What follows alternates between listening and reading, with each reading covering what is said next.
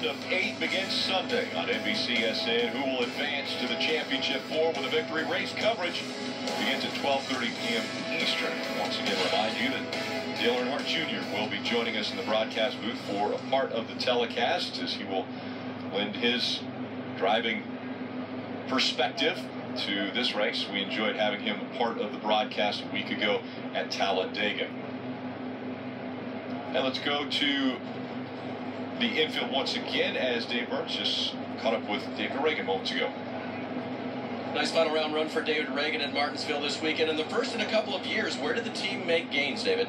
I think just coming to a small track helps a lot. You know, our smaller team, BK Racing, we're at a little bit more of an equal playing field here. And even at Talladega, I know the fans may not really understand. One track's 2.6 miles and one track's a half of a mile. But coming here, you know, your aero platform doesn't mean as much. Your downforce, the attitude of the race car, some things that we don't quite understand. So this is a little bit more old school feel. I feel like I can offer my input, and it actually means something. And a lot of the other tracks, they look at me like I'm crazy when I offer a suggestion, but we just unloaded really close. Patrick Donahue and our team did a really nice job learning what kind of struggles we had here in the spring, making a little bit better decisions coming here on Friday, and our car was good to unload, and then that's really the biggest issue. You don't have a lot of time to work on your race car when you unload, get it ready for qualifying. So it was close, and that's a great starting spot, and it's going to be a fun race on Sunday. I was going to say, for a veteran like you then, does this help you sleep, or does it make you lose a little sleep with such a good starting spot? Well, we've got to take tomorrow very serious.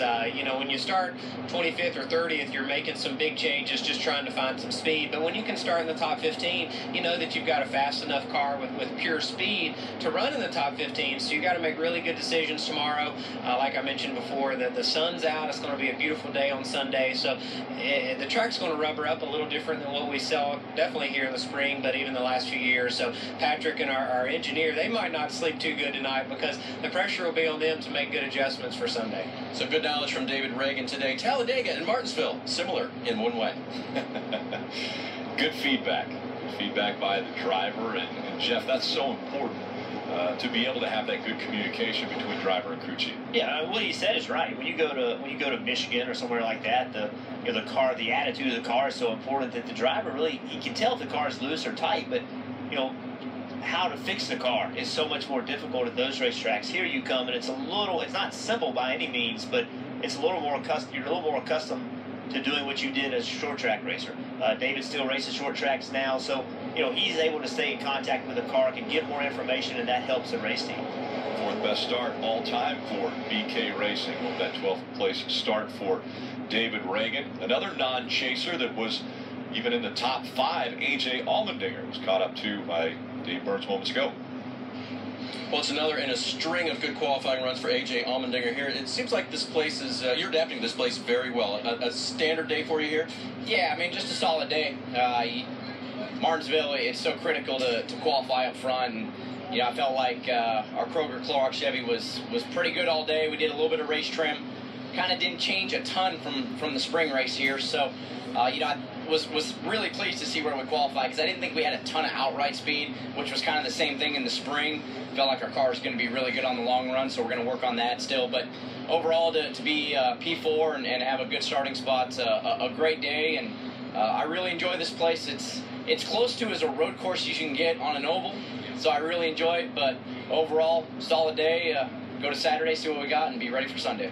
A lot of practice time tomorrow, and we looked at the track coming in today. There's that high groove they seem to try to sticky up a little bit to get used. Does anybody go up there, including you, in practice tomorrow to check it out?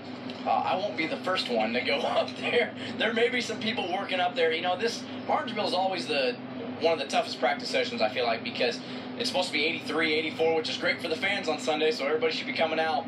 But in the mornings, it's cool, and you don't really get a sense of what your car is going to do until the last 20 or 30 minutes of happy hour practice. So it's always tough, but, you know, as I said, we got close to the same setup. We're just going to keep fine-tuning that, and hopefully we get one spot better on Sunday.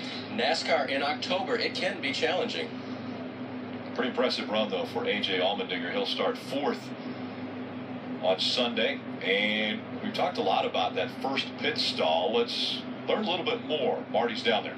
Well, we always talk about how it's the most advantageous pit stall in all of NASCAR, advantageous #1 pit stall. And usually when we say that, we mean that from the end of the pit stall to the timing line at the end of pit road, that's the key. That's actually not the key here at Martinsville because the timing line is pretty far down the road. In fact, 23 yards away is that timing line.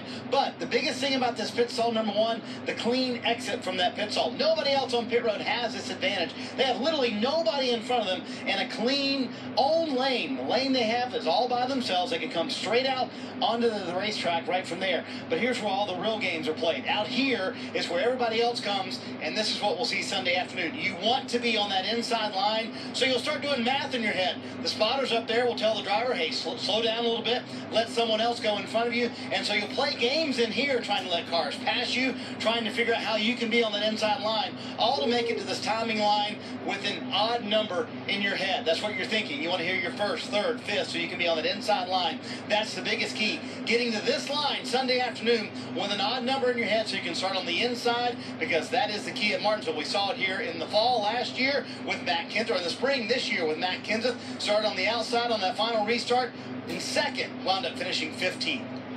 So many games are played trying to get off of pit road.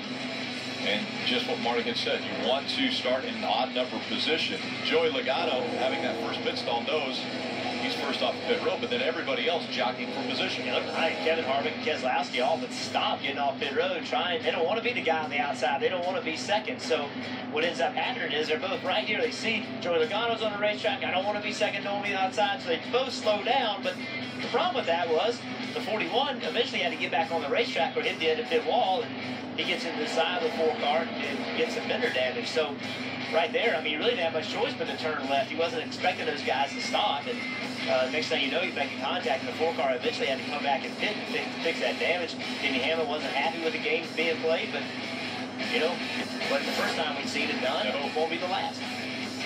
Once again, they will continue to try to jockey and figure out how they can be on the inside when the restart takes place. More from Martinsville after this.